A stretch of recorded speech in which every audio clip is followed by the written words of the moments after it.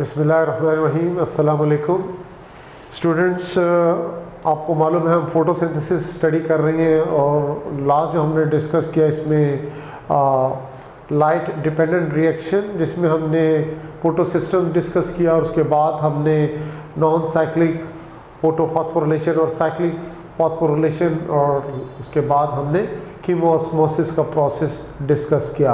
अब उसके बाद हम नेक्स्ट फेज़ की तरफ आ रहे हैं। फोटोसिंथेसिस के दो मेजर आपको मालूम है पार्ट होते हैं, एक लाइट डिपेंडेंट रिएक्शन और दूसरा कौन सा होता है, light independent reaction. Light independent reactions को स्टूडेंट्स और क्या कहते हैं, आपको मालूम हो कि इसे दूसरा नाम क्या दिया जाता है, ये केल्विन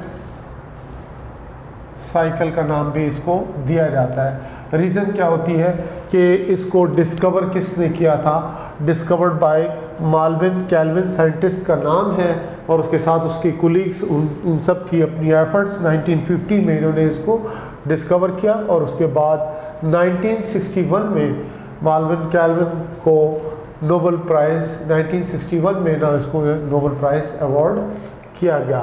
तो इस तरह इसको केल्विन साइंटिस्ट के नाम से इसको केल्विन साइकिल का नाम भी दिया जाता है। तो आपके पास सामने तीन नाम तो आ गए, एक इसको हम क्या कह रहे हैं केल्विन साइकिल, दूसरा क्या कह रहे हैं इसको लाइट इंडिपेंडेंट रिएक्शन और तीसरा नाम इसका क्या आ रहा है डार्क रिएक्शन। डार्क रिएक्शन भी कहते हैं और इसके बाद इसका चौथा नाम जो आता है वो उसे हम क्या कहते हैं C3 पाथवे। तो इस तरह से ये डिफरेंट नेम्स है, इसका भी आपने ख्याल करना है। C3 पाथवे क्यों कहते हैं इसका भी हम आगे चलकर इसका आपको जवाब देंगे कि इसको C3 पाथवे क्यों कहा जाता है। तो सबसे पहले तो आप देखिए कि ये केल्विन साइकिल, डार्क रिएक्शन या C3 पाथवे या फिर लाइट इंडिपेंडेंट रिएक्शन है क्या, इसको पहले हम समराइज़ करेंगे, फिर इसके डिफरेंट जो स्टेप्स हैं उनको वन बाई वन करके हमने डिस्कस करना है। तो इसके लिए देखिए कि ये बेसिकली है क्या, ये द साइक्लिक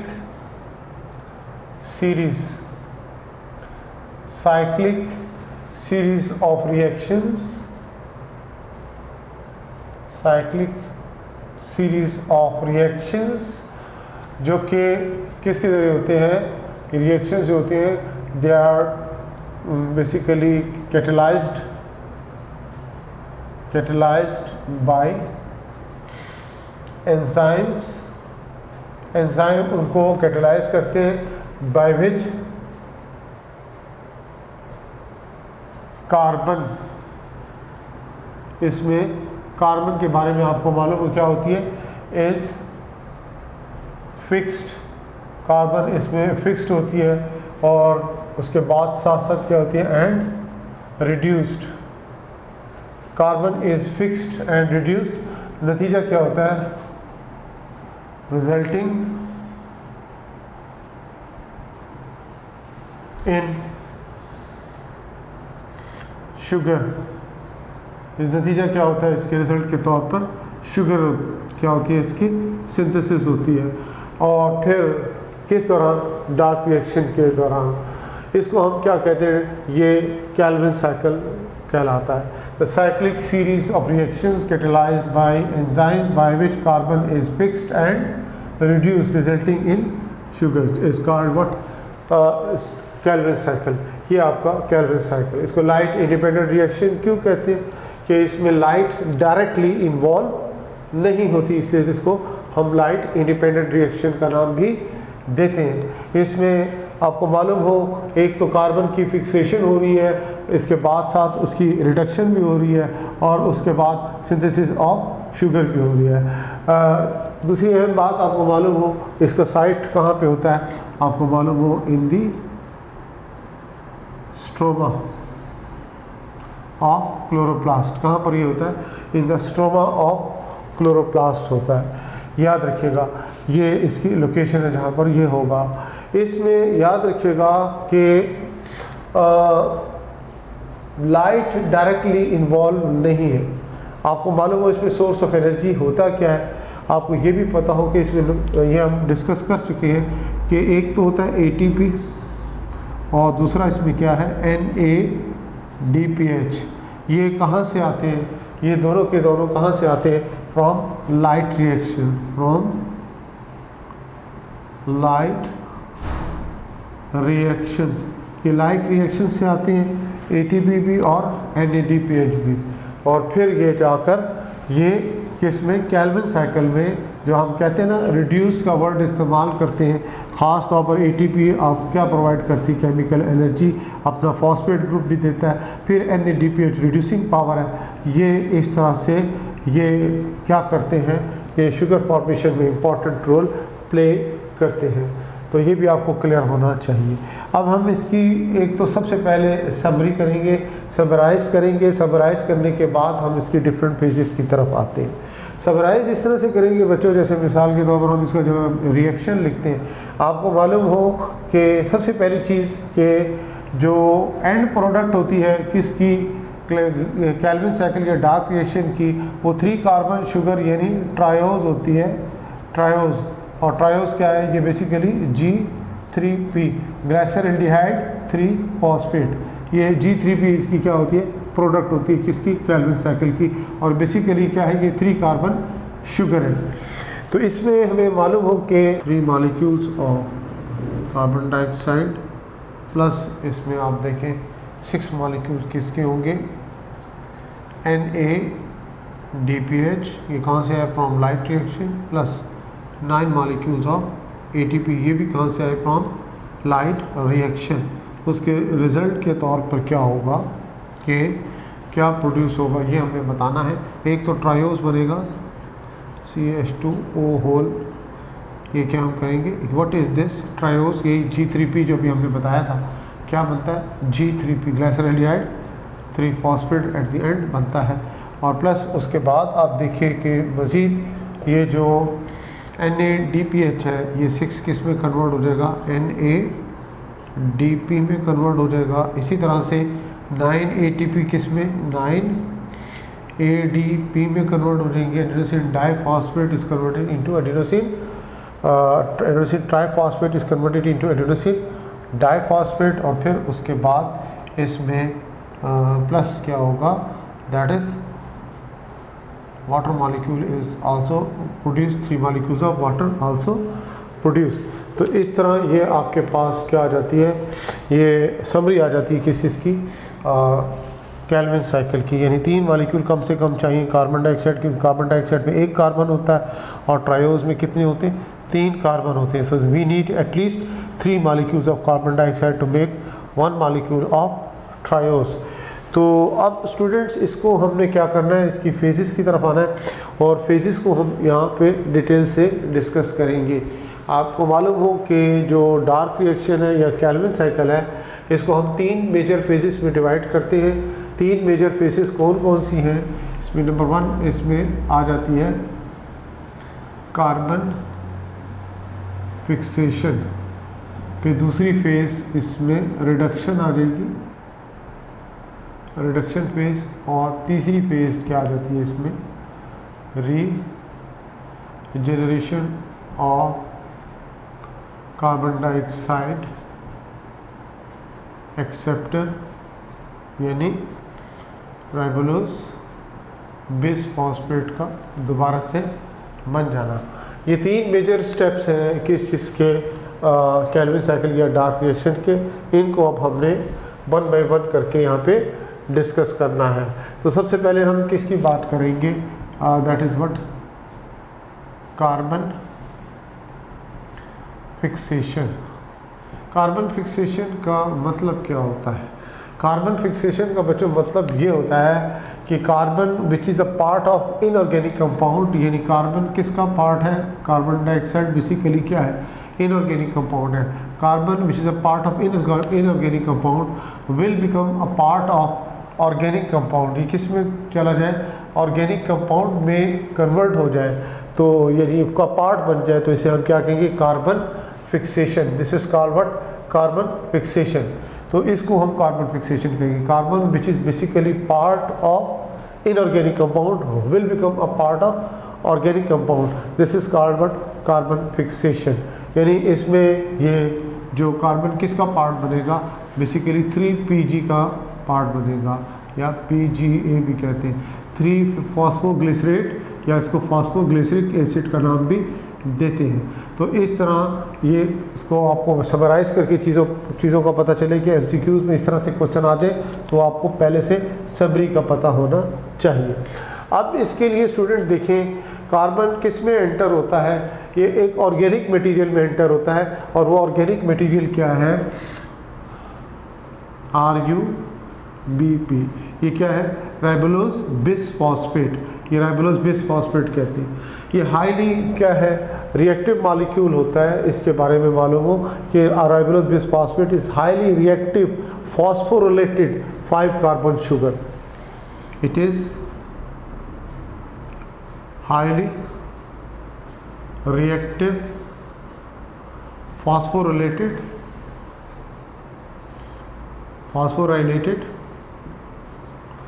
5 कार्बन शुगर, जिसको आप और क्या कहते हो, पेंटोज शुगर भी कहते हो, आल्सो कॉल्ड पेंटोज शुगर का नाम भी देते हो। और ये भी आपको मालूम हो कि ये किस कैटेगरी में आती है, ये कीटो शुगर में आ जाती है, क्योंकि इसमें जो फंक्शनल ग्रुप कौन सा है, कीटोन ग्रुप है, इसलिए इसको कीटो शुगर का नाम देते हैं, राइबोलोज बिसफॉस्फेट। अब इसमें बिसफॉस्फेट आपका वर्ड इसमें इस्तेमाल होता है, डाइफॉस्फेट या बाइफॉस्फेट नहीं बल्कि बिसफॉस्फेट का लफ्ज़ इस्तेमाल हुआ है। बिसफॉस्फेट का मतलब क्या होता है कि इसमें 2 कार्बन तो हैं बट सॉरी 2 फॉस्फेट ग्रुप तो हैं लेकिन सेम कार्बन एटम पे नहीं है। यानी इसमें हम इसको इस तरह से लिखते हैं 1,5 राइबोलोज बिसफॉस्फेट। 1 और 5 का मतलब क्या होता है, फर्स्ट और 5th कार्बन एटम के साथ क्या अटैच होते हैं, फॉस्फेट ग्रुप। जैसे मिसाल के तौर पर 1st, 2nd, 3rd, 4th और ये 5th आ जाते हैं। ये carbon carbon carbon carbon, 1st carbon है, 2nd है, 3rd है, 4th है, ये 5th है। 1st कार्बन के साथ क्या मौजूद है, फॉस्फेट ग्रुप। 5th के साथ क्या मौजूद है, ये फॉस्फेट ग्रुप मौजूद होता है। तो इसको कहते हैं 1,5 बिसफॉस्फोग्लिसरेट का नाम देंगे। तो ये तो इसके बारे में आपको पता हो कि कार्बन डाइऑक्साइड जो है बेसिकली जो फर्स्ट सबसे पहले किस में दाखिल होगी, इस ऑर्गेनिक मॉलिक्यूल में दाखिल होगी।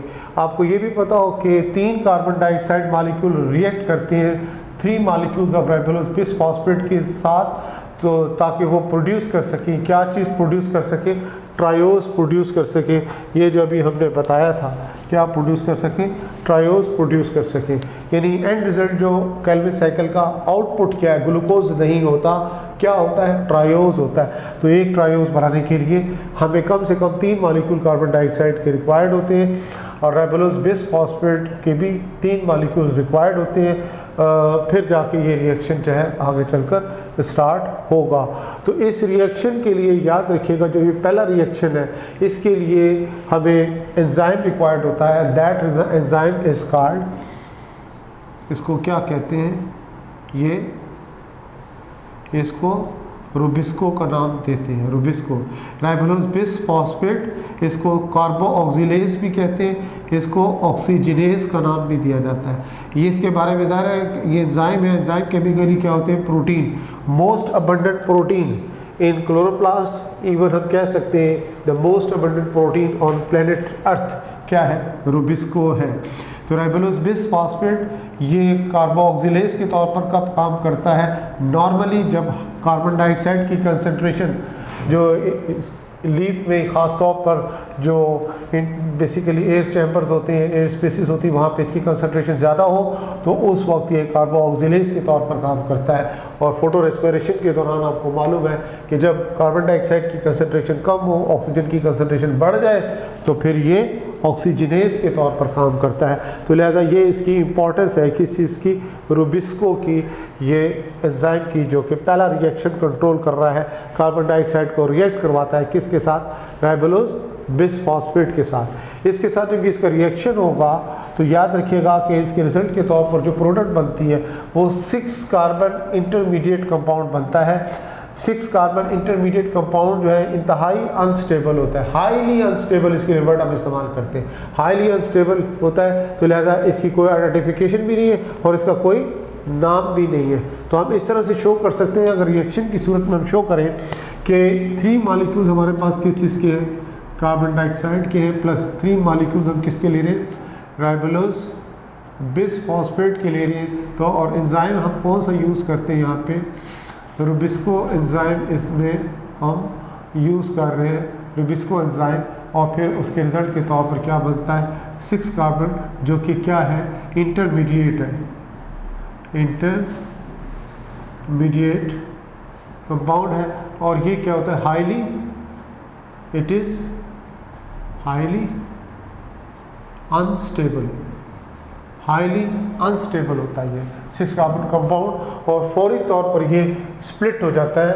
यानी ये 6 कार्बन कंपाउंड है, ये मॉलिक्यूल कितने थे, 3, ये भी 3, तो ये भी आपको कितने मिलते हैं, 3 मॉलिक्यूल्स मिलते हैं। तो ये फौरी तौर पर स्प्लिट हो जाता है, और ये सिर्फ स्प्लिट होकर किस में कन्वर्ट होगा, ये सबसे पहले आपको मालूम हो कि ये स्प्लिट होकर कन्वर्ट होगा इनटू 3PG, 3PG, जिसको आप PGA भी कहते हैं, 3 फॉस्फोग्लिसरेट, या इसको फॉस्फोग्लिसरिक एसिड का नाम भी देते हैं। अब आप देखिए, carbon which was a part of inorganic compound, now it is a part of organic compound. इसको हम क्या कहेंगे, दिस इज कॉल्ड व्हाट, ये क्या कहलाती है, कार्बन फिक्सेशन।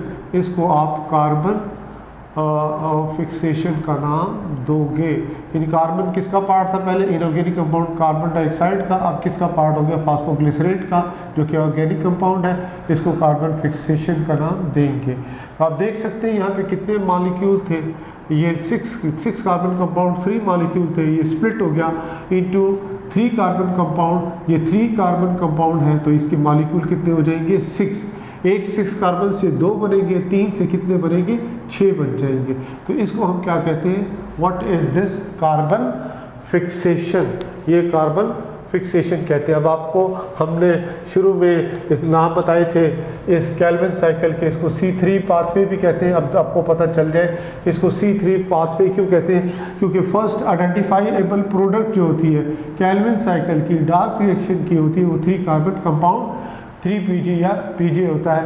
इस वजह से इसको C3 पाथवे का नाम। इसी तरह से C4 पाथवे में आप क्या बताते हो, फर्स्ट आइडेंटिफाइएबल प्रोडक्ट क्या होती है, फास्फोइनोल पायरुवेट के साथ जब कार्बन डाइऑक्साइड रिएक्ट करती है तो क्या बनता है, ऑक्जेलो एसीटेट, वो क्या होती है, फर्स्ट आइडेंटिफाइएबल प्रोडक्ट होती है, इसलिए उसको हम क्या कहते हैं, C4 पाथवे कहते हैं। और ये C3 पाथवे कहने की वजह क्या है कि यहाँ पर आपने गौर किया कि first identifiable product 3 carbon compound है, इस वजह से इसको हम क्या कहते हैं, C3 पाथवे का नाम भी देते हैं। तो ये पहला स्टेप है स्टूडेंट्स किस चीज़ का, ये कैल्विन साइकिल का, जिसको हम कहते हैं कार्बन फिक्सेशन। अब हम आएंगे आगे किसकी तरफ, नेक्स्ट हमारा क्या आ जाएगा, रिडक्शन, इसकी तरफ अब हम आते हैं। रिडक्शन के बारे में आपको मालूम हो कि रिडक्शन में क्या होगा कि बेसिकली इसमें 2 मेजर स्टेप्स इन्वॉल्व हैं, 2 स्टेप्स इसमें क्या होते हैं, इन्वॉल्व होते हैं। पहला इसमें आपने स्टेप क्या बताना है, नंबर 1 क्या होगा कि इसमें formation of 1,3-BPG, formation of 1,3-BPG। 1,3-BPG का क्या मतलब होता है, बिस फॉस्फोग्लाइसरेट। और 1,3 का मतलब आपको पहले बताया गया था कि 2 डिफरेंट कार्बन एटम्स के साथ क्या अटैच होता है, फॉस्फेट ग्रुप अटैच होता है। यानी इस तरह देखिए कि 1, 2, ये 3 कार्बन क्या है आपके पास मॉलिक्यूल है, इसके फर्स्ट कार्बन के साथ यहाँ पे क्या चीज़ अटैच है, फॉस्फेट ग्रुप, और थर्ड कार्बन के साथ क्या अटैच है, फॉस्फेट ग्रुप, इसलिए 1,3 बिस फॉस्फोग्लाइसरेट का नाम देते हैं। इसमें क्या बनेगा, 1,3 बिस फॉस्फोग्लाइसरेट बनेगा। तो इसमें आपने देखना है कि ये 1,3 बिस फॉस्फोग्लाइसरेट कैसे बनेगा। इसके लिए जाहिर बात है एडिशनल फॉस्फेट ग्रुप चाहिए। एडिशनल फॉस्फेट ग्रुप कहाँ से आएगा, याद रखिएगा, एडिशनल फॉस्फेट ग्रुप जाएगा इसमें, that is from the ATP। और ATP आपको मालूम है कहाँ से आता है, from the light reaction of the photosynthesis से आएगा। इस तरह हम यहाँ पे शो करते हैं। देखिए कि हमने क्या बताया था, 6 मॉलिक्यूल्स आपके पास किस चीज़ के आ गए थे, 3Pg के, यानी इसको हम यहाँ ले आते हैं 6 मॉलिक्यूल्स ऑफ किस चीज़, 6 मॉलिक्यूल 3Pg, यानी फॉस्फोग्लिसरेट के आ गए थे। कितने कार्बन का कंपाउंड है हम पहले बता चुके हैं, इज अ 3 कार्बन कंपाउंड। अब इसमें क्या होगा कि 6 मॉलिक्यूल्स कहाँ से आए, फ्रॉम लाइट रिएक्शन। इसके रिजल्ट के तौर पर आप देखेंगे क्या बनेगा, ये 13BPG 13 बिस फॉस्फोग्लाइसरेट और प्लस क्या होगा 6 ATP और कन्वर्टेड इनटू 6 ADP में कन्वर्ट हो जाएंगे, एडिनोसिन डाइफॉस्फेट में कन्वर्ट हो जाएंगे। तो ये क्या हो रहा है यहाँ पे, यानी फॉस्फोरिलेशन हो रहा है, एडिशन ऑफ फॉस्फेट ग्रुप हो रहा है, इसको हम फॉस्फोरिलेशन का नाम भी देते हैं। तो इस तरह ये इसमें आ जाता है रिडक्शन में पहला स्टेप। फिर उसके बाद सेकंड स्टेप जो होगा वो इसमें क्या होगा, दैट इज़ बच्चों इसमें formation of G3P, formation of G3P, जिसको दूसरा नाम क्या देते हैं, PgAl का नाम भी देते हैं। ग्लाइसरल्डिहाइड 3 फॉस्फेट फॉस्फोग्लिसरल्डिहाइड, इसको ये दूसरा नाम दिया जाता है, फॉस्फोग्लिसरल्डिहाइड या ग्लिसरल्डिहाइड 3 फॉस्फेट का नाम दिया जाता है। ये इसमें जो रिडक्शन में सेकंड इसमें स्टेप आ जाता है। तो इसमें आप देखिए कि हमारे पास क्या बना था, 13 बिस फॉस्फोग्लाइसरेट बना था, ये हमारे पास प्रोडक्ट थी 13 बिस फॉस्फोग्लाइसरेट। ये रिड्यूस होगी किस में, G3P में, किसके ज़रिए, NADPH के ज़रिए। NADPH कहाँ से आएगा, from light reaction, light reaction से आएगा। तो किस तरह से आप देखेंगे इसको, हम किस तरह से इसको समझेंगे, याद रखिएगा कि ये देखें यहाँ पे हम लिख रहे हैं 13BPG, ये हमारे पास प्रोडक्ट थी। ये भी हम साथ साथ बता रहे हैं 6 मॉलिक्यूल है, ये भी 6 मॉलिक्यूल है, तो ये भी कितने होंगे, 6 मॉलिक्यूल है। कितने कार्बन का कंपाउंड है, 3 कार्बन कंपाउंड है। इसी तरह से 3 कार्बन कंपाउंड मॉलिक्यूल हमारे पास कितने, 6 है, प्लस क्या होगा इसके साथ NADPH, ये कितने मॉलिक्यूल्स होंगे इसके, 6। कहाँ से आया, फ्रॉम द लाइट रिएक्शन। और इसके रिजल्ट के तौर पर आप देखेंगे कि क्या होगा कि इसमें से ख़ास तौर पर ये जो आपके सामने क्या है 13 बिस फॉस्फोग्लाइसरेट जो है, इसमें से एक यानी 6 मॉलिक्यूल है, तो 1 मॉलिक्यूल में से एक क्या होगा कि इनऑर्गेनिक फॉस्फेट जो कि फॉर्म में फॉस्फेट ग्रुप निकल जाएगा। और बाकी रिमेनिंग जो होगी यहाँ पे क्या होगी, इसके ये रिड्यूसिंग पावर रिड्यूस करेगा किसको, 13BPG को ये कन्वर्ट करेगा इनटू G3P में, जिसको आप दूसरा नाम क्या दे रहे हैं, PgAl का नाम भी देते हैं। ये इस तरह आपके पास क्या आ जाएगी, G3 ग्लाइसरल्डिहाइड 3 फॉस्फेट बन जाएगा। तो ग्लाइसरल्डिहाइड 3 फॉस्फेट बेसिकली है क्या, हम पहले बता चुके हैं, ये बेसिकली क्या होता है, ट्रायोज होता है। लेकिन यहाँ पे स्कीम ऑफ रिएक्शंस में आप खाली इतना सारा देख लीजिएगा कि आप क्लियर हो जाए कि यहाँ पे 13 बिस फॉस्फोग्लाइसरेट था, एक फॉस्फेट ग्रुप रिमूव हुआ है, यानी ग्लाइसरल्डिहाइड 3 फॉस्फेट का थर्ड कार्बन के साथ फॉस्फेट मौजूद है, फर्स्ट कार्बन वाला फॉस्फेट ग्रुप यहाँ से रिमूव हुआ। ये भी MCQs में आपसे पूछा जा सकता है कि इनऑर्गेनिक फॉस्फेट यहाँ से जो अलग हो रहा है वो थर्ड कार्बन वाला है या फिर फर्स्ट कार्बन वाला है, ये भी आपको क्लियर हो। रिड्यूस कौन कर रहा है, NADPH कर रहा है, कहाँ से आया, फ्रॉम लाइट रिएक्शन आया, ये भी आपको मालूम हो। और प्रोडक्ट आपके पास क्या बनती है, G3P या फिर PgAl उसको नाम देते हैं। तो ये आप क्या देख रहे हैं कि इसमें हम G3P जो बनता है, ये इसके बारे में एक और भी चीज़ आपको बताता चलूँ, आपने आगे चलकर ग्लाइकोलाइसिस भी डिस्कस कर लिया। ग्लाइकोलाइसिस में फिर 2 फेजेस आप पढ़ोगे, प्रिपरेटिव फेज़ और उसके बाद आप देखेंगे ऑक्सीडेटिव फेज़। तो पे ऑफ फेज़ इसको हम कहते हैं। तो ऑक्सीडेटिव फेज़ में जब आप प्रिपरेटिव फेज़ में लास्ट में जब आप जाएंगे, ग्लूकोज मॉलिक्यूल जब स्प्लिट होता है तो उसमें 2 3 कार्बन कंपाउंड बनते हैं, जिसमें ग्लाइसरल्डिहाइड 3 फॉस्फेट भी बनता है, या इसको PGL भी कहते हैं, और दूसरा क्या होता है डाईहाइड्रोक्सी एसीटोन बनता है। तो ये भी आपको लिंक नज़र आने चाहिए कि ये और किस जगह पे बनेगा, कि आपको क्लियर हो। ग्लाइकोलाइसिस के दौरान भी ये बनता है। इसमें हमें इतना पता चलता है कि हर 3 जो इसके मॉलिक्यूल होते हैं कार्बन डाइऑक्साइड के लिए, और 3 मॉलिक्यूल किसके होते हैं, राइबोलोज बिसफॉस्फेट के होते हैं। तो इसमें हमें 6 मॉलिक्यूल किसके मिलते हैं, G3P के मिलते हैं। कितने मॉलिक्यूल, ये कितने कार्बन का कंपाउंड हमने बताया, 3 कार्बन, मॉलिक्यूल कितने होंगे, 6 होंगे, क्योंकि ये भी 6 थे, ये भी 6 है, सिर्फ फॉस्फेट ग्रुप इसमें से रिमूव हुआ है। सो इसका मतलब ये हुआ कि 3 मॉलिक्यूल कार्बन डाइऑक्साइड के, ये हमने बताया, और 3 मॉलिक्यूल किस चीज़ के, राइबोलोज बिसफॉस्फेट के हमें चाहिए होते हैं, जिससे 6 मॉलिक्यूल किसके आपके बनेंगे, ये G3P के बन जाते हैं, जिसको आप PGL का नाम भी देते हैं। अब 6 मॉलिक्यूल बेसिकली अगर देखा जाए, 6 मॉलिक्यूल किसके हैं, ये G3P के 3 कार्बन कंपाउंड है। तो अगर हम देखें तो इसमें हमें पता चलता है कि इसमें कार्बन एटम्स की तादाद कितनी होगी। तो आप देख सकते हैं 6 मल्टीप्लाई बाई 3, तो आपके पास 18 कार्बन एटम आपको मिल जाते हैं। कितने मिलेंगे, 18 कार्बन एटम आपको यहाँ पे मिल जाएंगे।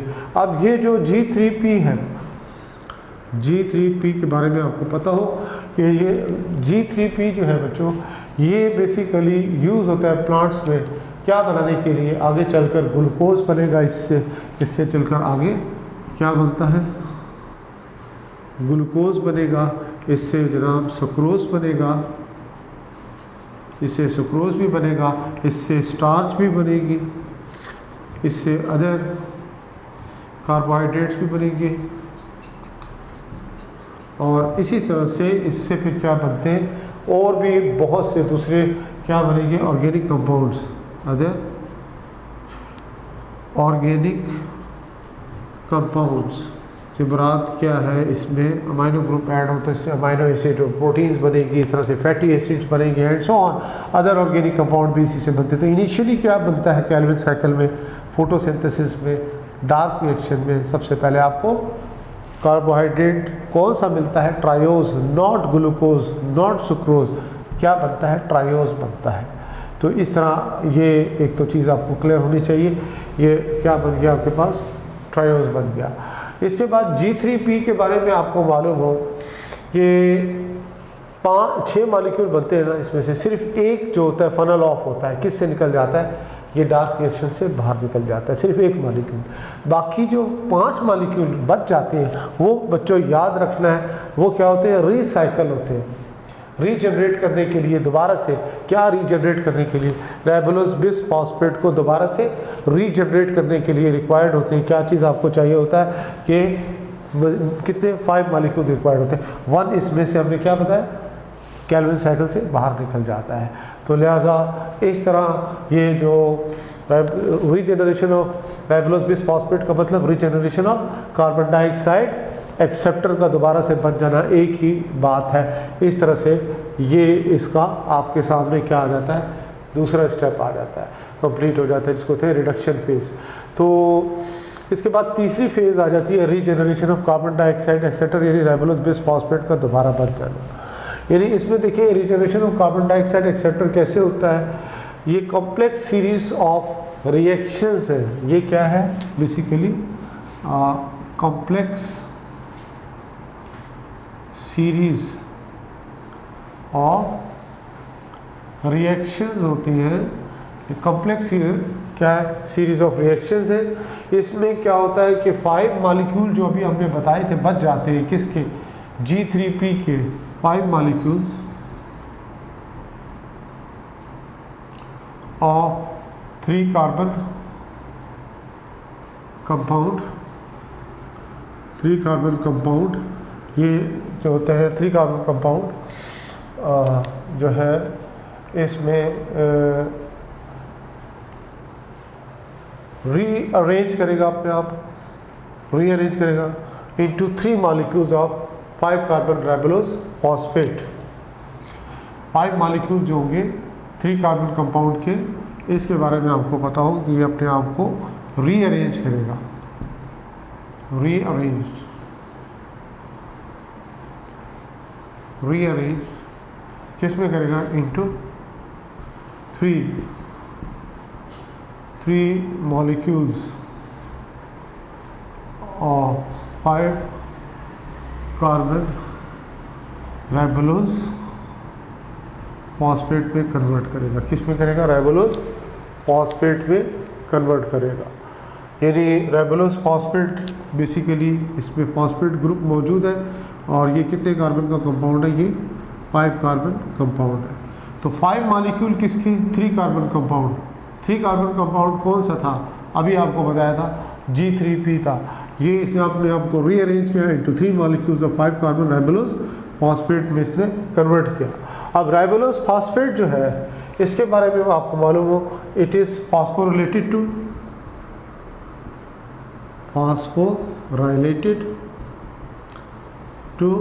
राइबोलोज बिसफॉस्फेट।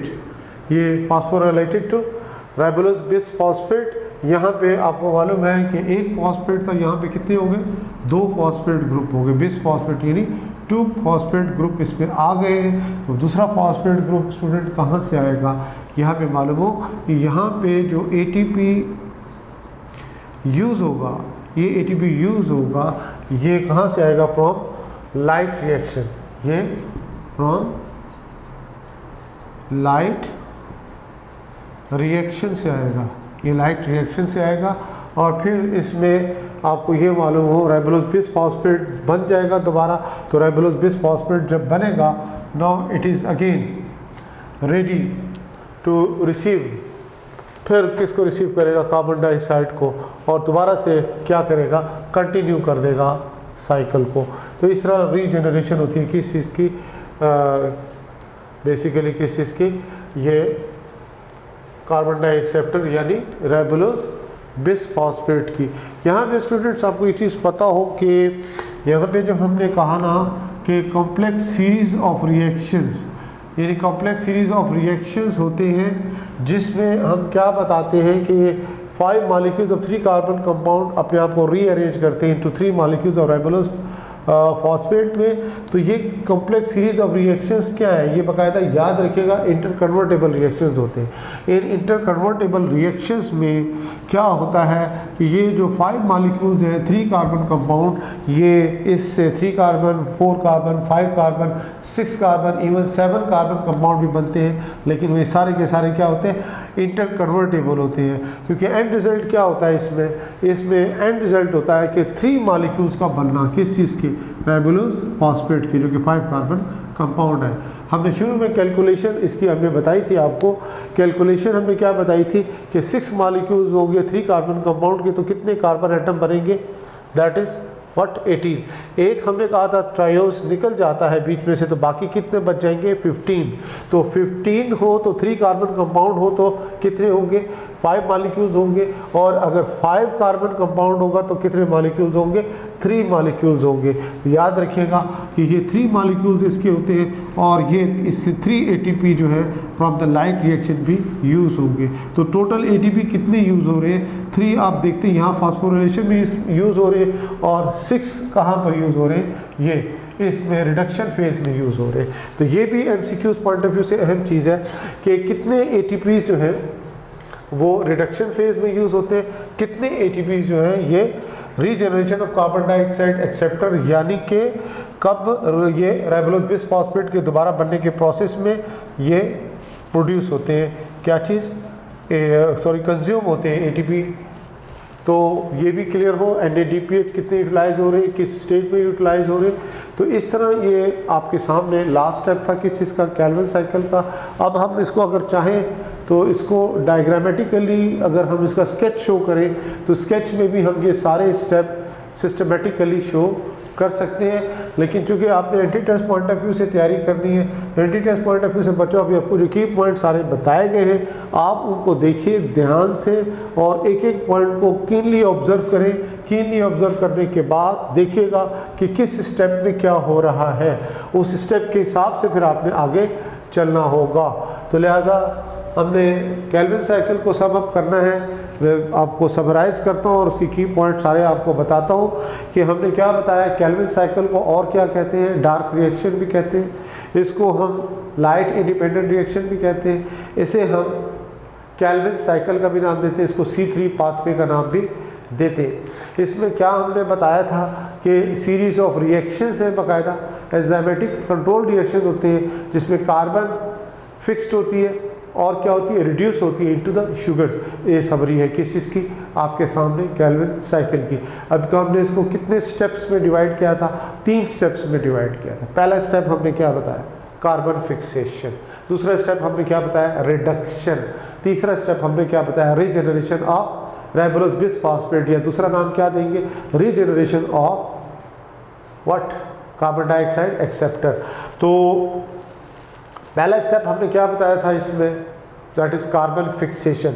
कार्बन फिक्सेशन का मतलब क्या होता है, आपको मालूम है केल्विन साइकिल में क्या बनेगा, कार्बोहाइड्रेट। कार्बोहाइड्रेट कौन सा बनता है, सिंपलेस्ट कार्बोहाइड्रेट। सिंपलेस्ट कार्बोहाइड्रेट में कौन सा बनेगा, ग्लूकोज बनेगा या triose, triose simplest carbohydrate, 3 carbon sugar.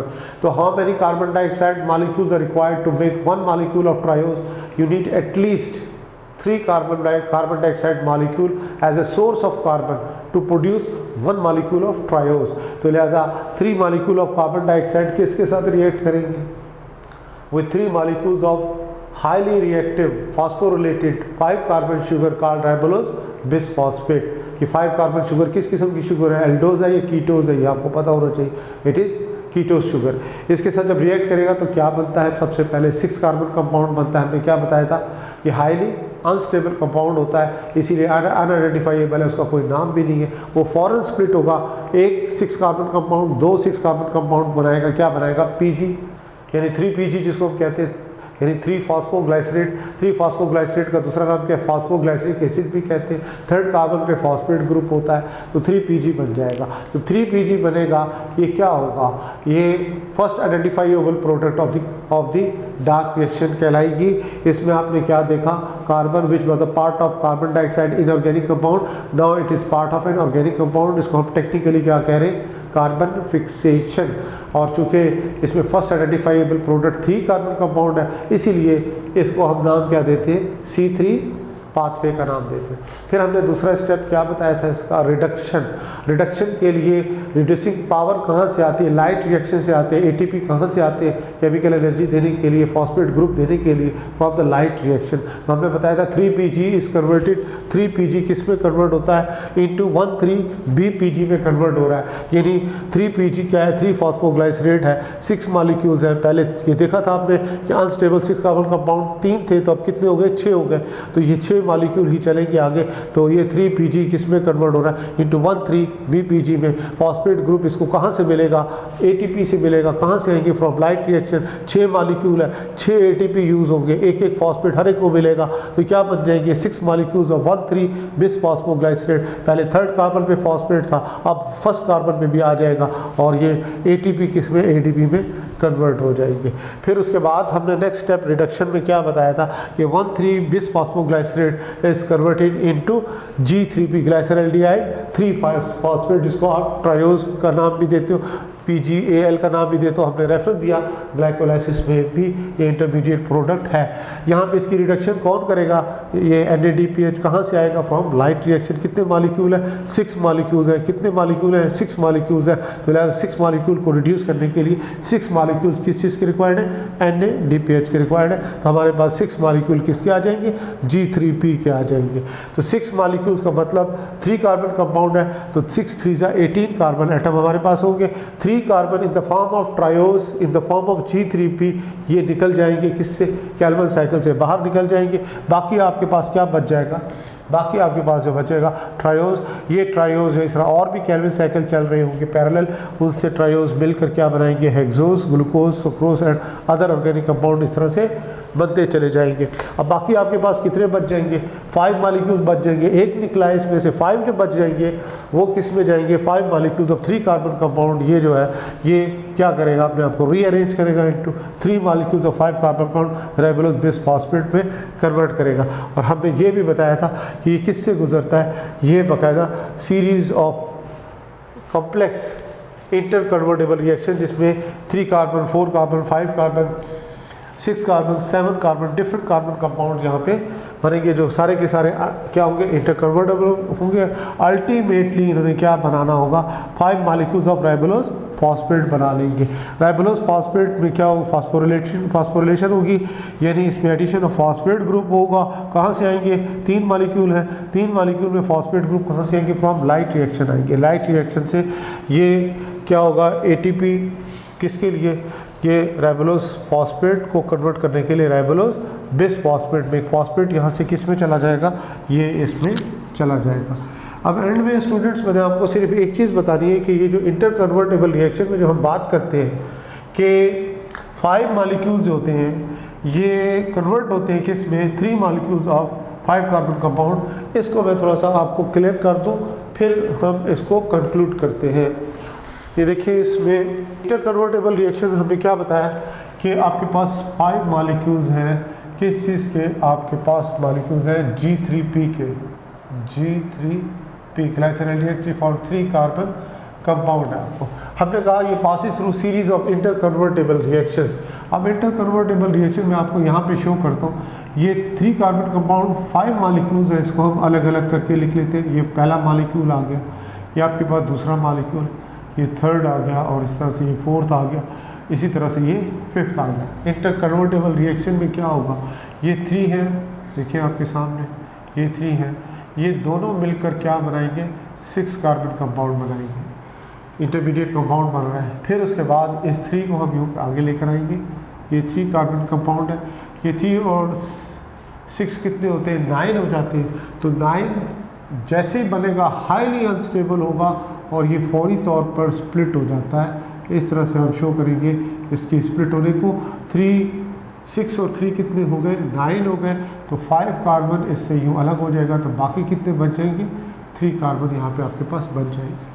फिर उसके बाद इसको हम आगे लेकर आएंगे, ये देखिए ये इस तरह से ये 5 अलग हो गए, तो यहाँ पे स्टूडेंट्स कितना बच जाएगा, ये 6 और 3 9 हो गए थे, तो 9 में से 5 कार्बन अलग होंगे, तो ये कितने बच जाएंगे, 4 कार्बन बच जाएंगे आपके पास। और ये फिर 3 कार्बन को हम आगे लेकर आएंगे, तो आप देखिए 3 और 4 कितने होते हैं, 7।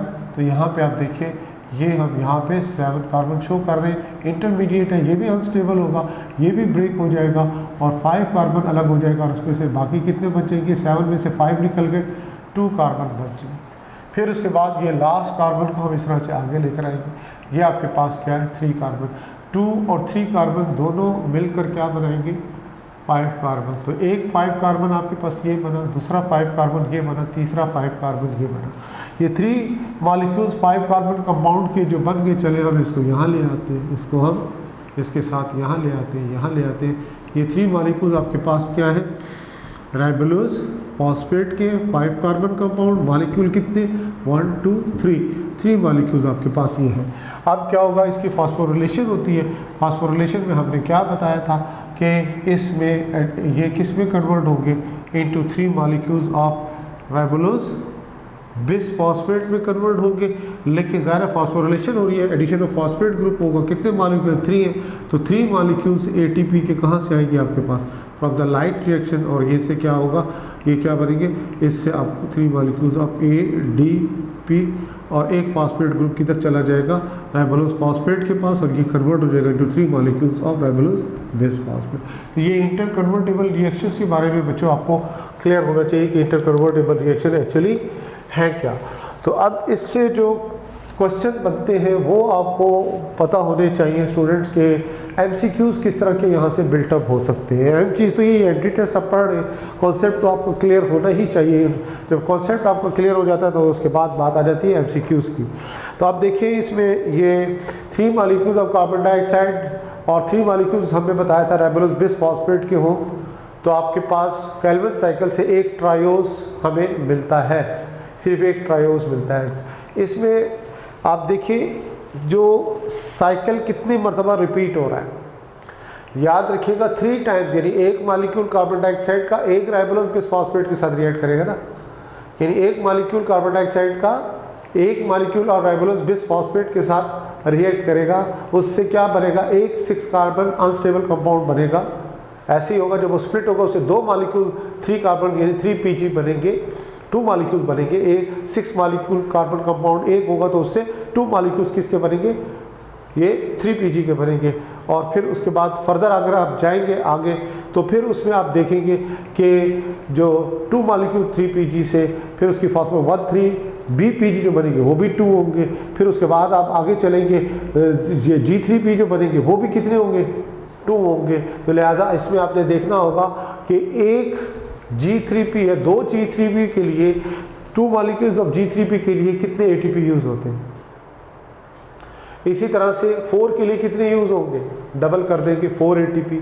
फिर इसी तरह G3P में आप मज़ीद आगे जाओगे 6 के लिए कितने यूज़ होंगे, ऑब्वियसली 6 आपके कितने ATP यूज़ होंगे, 6। और इसी तरह NADPH आप देख सकते हैं, NADPH भी 2 G3P के लिए कितने, 2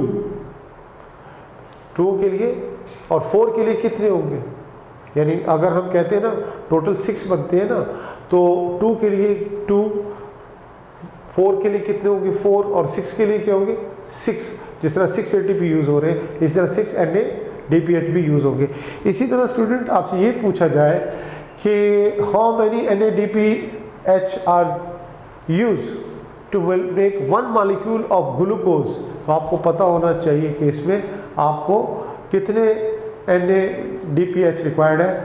ट्रायोज के लिए कितने चाहिए होते हैं 6, और ग्लूकोज के लिए आपको कितने चाहिए होंगे, दैट इज़ 12। और इसी तरह से एक पूरे केल्विन साइकिल में आप देखिए कि how many ATPs are consume, 9 ATP क्या हो रहे हैं इसमें कंज्यूम हो रहे from the light reaction to make 1 molecule of triose. तो आपको ये भी मालूम हो कि एक मॉलिक्यूल ग्लूकोज बनाने के लिए कितने ATP रिक्वायर्ड होंगे। ज़ाहिर है ट्रायोज के लिए अगर आपको 9 ATP चाहिए तो हेक्सोज के लिए कितने चाहिए ग्लूकोज के लिए, तो डेफिनेटली इसके लिए आपको इससे डबल यानी 18 ATPs आर रिक्वायर्ड। ये सारी कैलकुलेशंस हैं जो कि MCQs में अक्सर पूछी जाती है।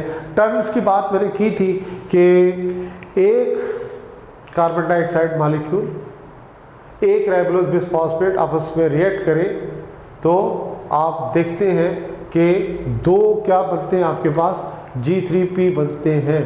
और इसी तरह से 6 G3P बनने के लिए 3 कार्बन डाइऑक्साइड और 3 राइबोलोज बिसफॉस्फेट आप क्या बनाते हैं, 3 तरह से ये साइकिल चलाते हैं। और अगर आप सोचिए कि ग्लूकोज क्या है, ग्लूकोज क्या है, हेक्सोज है। हेक्सोज के लिए आपको ये भी पता होना चाहिए कि कितनी मरतबा साइकिल यू रिपीट होगा। एक कार्बन डाइऑक्साइड जब एक राइबोलोज बिसफॉस्फेट के साथ रिएक्ट करेगा तो ऑब्वियसली ग्लूकोज के लिए कितने कार्बन इसमें आएंगे, 6 कार्बन आएंगे, तो 6 टाइम क्या होगा केल्विन साइकिल यू रोटेट करेगा। तो ये भी अहम पॉइंट है स्टूडेंट्स जो कि आपको इसमें MCQs पॉइंट ऑफ व्यू से क्लियर होने चाहिए।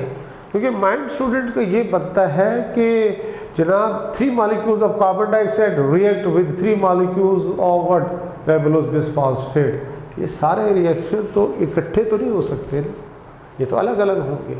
तो इसलिए आपको 1 के साथ भी समरी पता होनी चाहिए, 3 के साथ भी समरी पता होनी चाहिए। एक ट्रायोज के लिए कितने सर्कल चलेंगे वो आपको पता हो, ग्लूकोज के लिए कितने सर्कल चलेंगे ये आपको पता हो। तो ये बड़ी अहम चीज़ें जो मैंने अभी आपको पॉइंट आउट की हैं।